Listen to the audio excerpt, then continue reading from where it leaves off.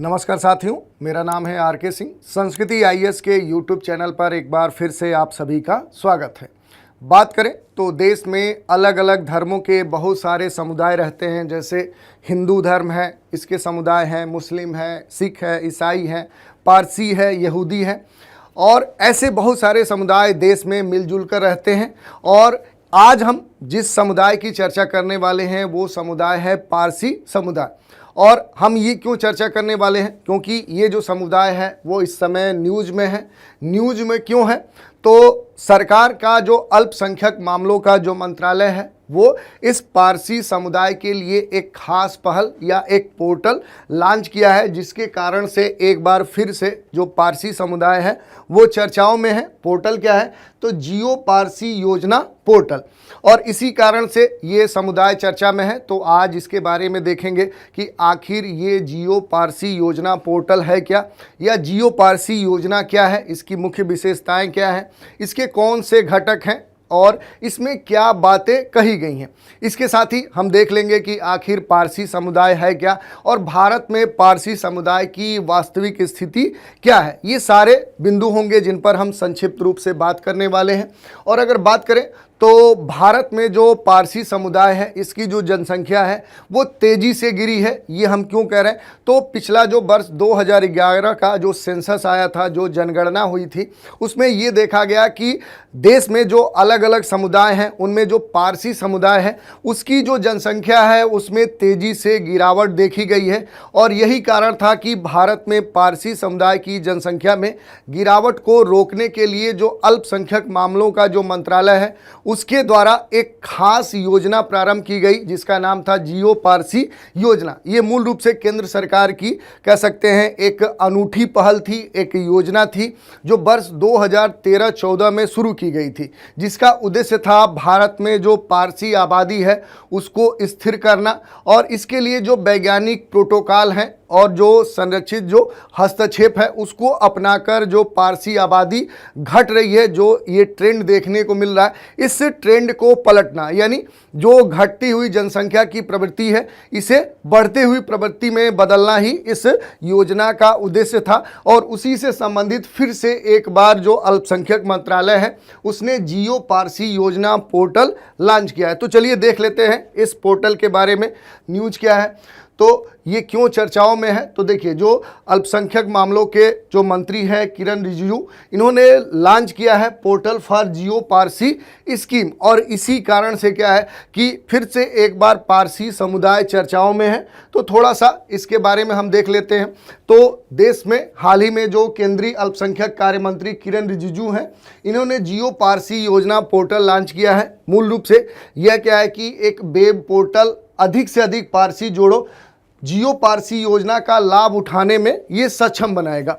तो इस web portal की ये विशेषता है। यही नहीं, पोर्टल उन्हें ऑनलाइन आवेदन करने में, आवेदन की वास्तविक स्थिति क्या है उसकी जांच करने में, और प्रत्यक्ष लाभ हस्तांतरण जो मोड है, जो स्थिति है, उसके माध्यम से ऑनलाइन जो वित्तीय सहायता है वो भी प्राप्त करने में सक्षम बनाएगा। इन उद्देश्य के साथ ये जो पोर्टल है इसे लॉन्च किया गया है। अब थोड़ा सा अगर बात करें कि जियो पारसी योजना आखिर क्या है, तो इसके बारे में अगर देखें तो योजना के तहत परामर्श के साथ साथ चिकित्सा सहायता भी प्रदान की जाती है। टैगलाइन है, मदद हमारी मंजिल आपकी। तो ये खास बात है। इसके अलावा इसमें यह भी कहा गया, सबका साथ, सबका विकास, सबका विश्वास, सबका प्रयास। तो ये क्या है कि आज़ादी की अमृत महोत्सव के दौरान क्या है कि फिर से एक बार चर्चा में है। तो थोड़ा सा इसके बारे में देख लेते हैं कि आखिर ये जो योजना है आखिर क्या है। तो ये अल्पसंख्यक कार्य मंत्रालय के द्वारा क्रियान्वित एक केंद्रीय क्षेत्र की योजना है। इसे वर्ष 2013-14 में क्या किया गया था, प्रारंभ किया गया था। इसका जो उद्देश्य है वो पारसी आबादी की जो घटती प्रवृत्ति है उसे रोकना, उसको उलटना और उनकी जनसंख्या को स्थिर करना, ये इसका उद्देश्य है। यही नहीं, ये जो स्कीम है ये पारसी दंपतियों को मानक चिकित्सा प्रोटोकॉल के तहत चिकित्सा उपचार और बच्चों की देखभाल और इसके अलावा आश्रित जो बुजुर्ग हैं उनकी सहायता भी प्रदान करता है, इसके लिए वित्तीय मदद देता है। इसके तहत जो पारसी दंपति हैं उनको बच्चा पैदा करने के लिए नकद सहायता भी उपलब्ध कराता है। इसके अलावा जैसा कि पहले ही हमने बताया कि भारत में जो पारसी आबादी है उसको स्थिर करने के साथ ही क्या है, उसके वैज्ञानिक प्रोटोकॉल और उससे संबंधित जो भी संरचित हस्तक्षेप है उसको अपनाकर पारसी आबादी की जो घटती प्रवृत्ति है उसको उलटना इस योजना का मूल उद्देश्य है। इसके साथ अगर बात करें तो इसके कई सारे घटक हैं, जैसा कि पहले ही हमने बताया कि इसमें चिकित्सकीय सहायता दी जाती है, वकालत भी इसमें की जाती है, समुदाय का स्वास्थ्य क्या है उस पर भी बात की जाती है। अगर बात करें कि इस योजना के चिकित्सा घटक की, तो इसके अंतर्गत जो पारसी दंपति हैं उनको मानक चिकित्सा प्रोटोकॉल के तहत चिकित्सा उपचार के लिए वित्तीय सहायता प्रदान की जाती है। दूसरा जो घटक है सामुदायिक स्वास्थ्य की, तो इसके अंतर्गत पारसी जो दंपति हैं उनको बच्चों की देखभाल और जो वृद्धजन हैं उनकी सहायता के लिए भी वित्तीय सहायता प्रदान की जाती है। इसमें ये कहा जाता है कि इसके अंतर्गत जो पारसी आबादी हैं उनके बीच जागरूकता उत्पन्न करने के लिए वकालत आउटरीच कार्यक्रम भी आयोजित किए जाते हैं। तो ये इस योजना के कुछ मुख्य घटक हैं। इसके अलावा थोड़ा सा हम बात कर लेते हैं, चूंकि किसकी चर्चा हो रही है, तो ये पूरा जो पोर्टल है, ये जो योजना है, ये पारसी समुदाय के द्वारा देश के अल्पसंख्यक मामलों के मंत्रालय के द्वारा संचालित किया जा रहा है। तो थोड़ा सा इस समुदाय के बारे में भी हम संक्षिप्त रूप से देख लेते हैं।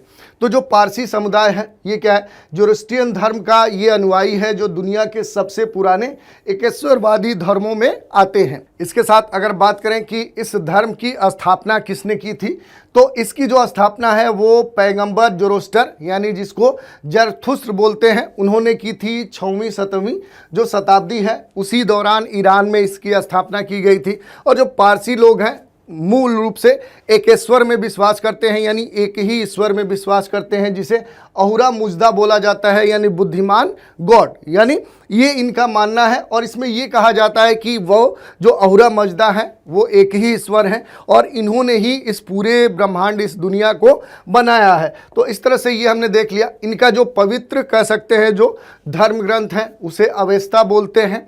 इसके अलावा इस समुदाय के जो लोग हैं वो अग्नि मंदिर में इकट्ठा होते हैं और उस अग्नि स्थान में सामूहिक पूजा प्रणाली को मानते हैं। इसके अलावा अगर बात करें तो ये जो पूरा समुदाय है ये अग्नि पूजक नहीं है, लेकिन क्या है, ये अग्नि जो मंदिर है या अग्नि स्थान है वहाँ पर सामूहिक रूप से वहाँ पर इकट्ठा होता है और इस प्रणाली को ये फॉलो करते हैं। इसके अलावा पारसियों का मानना है कि जो तत्व है वो शुद्ध होता है और अग्नि ईश्वर के प्रकाश का प्रतिनिधित्व करती है, उसका ये प्रतीक होती है। और पारसी जो समुदाय है वो प्रत्येक वर्ष 21 मार्च को नवरोज इनका एक खास त्यौहार है।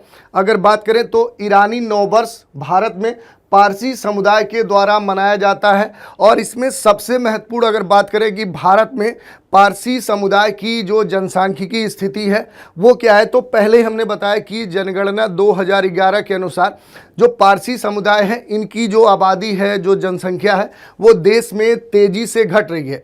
और आज़ादी के समय अगर बात करें कि जो जनसंख्या थी उससे अब इनकी जो वर्तमान में जनसंख्या है वो काफ़ी कम हो चुकी है। और इसके पीछे कई सारे कारण भी बताए गए हैं। जैसे ये कहा गया है कि ये जो समुदाय है इसके जो लोग हैं वो खास तौर पे बाझपन के शिकार हैं। वही नहीं, इस समुदाय के जो लोग हैं वो काफ़ी उम्र दराज होने के बाद ही शादियां करते हैं, यानी देर से विवाह होना भी इस समुदाय की जनसंख्या घटने के पीछे एक महत्वपूर्ण कारण है। और ये भी बात करें कि ये जो समुदाय है काफ़ी बौद्धिक है और इस समुदाय के जो लोग हैं ऊंचे ऊंचे पदों पर हैं, बड़े क्षेत्रों में ये कार्यरत हैं। तो इस तरह से क्या है कि हमने देख लिया।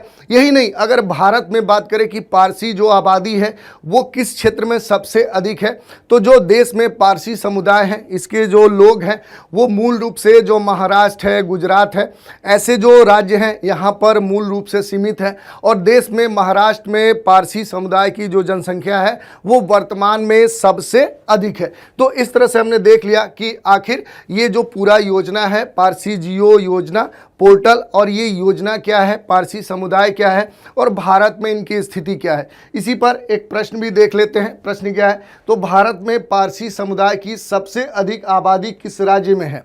विकल्प है गुजरात, महाराष्ट्र, केरल और दमन दीव। आपको उत्तर देना है। तो इस तरह से हमने बात कर ली आज के एपिसोड में कि पारसी जियो योजना पोर्टल क्या है और इसकी विशेषताएं क्या है। तो आज के इस एपिसोड में इतना ही। नए एपिसोड में एक नए विषय के साथ फिर मिलेंगे, तो आप हमारे साथ बने रहें। इसके लिए धन्यवाद।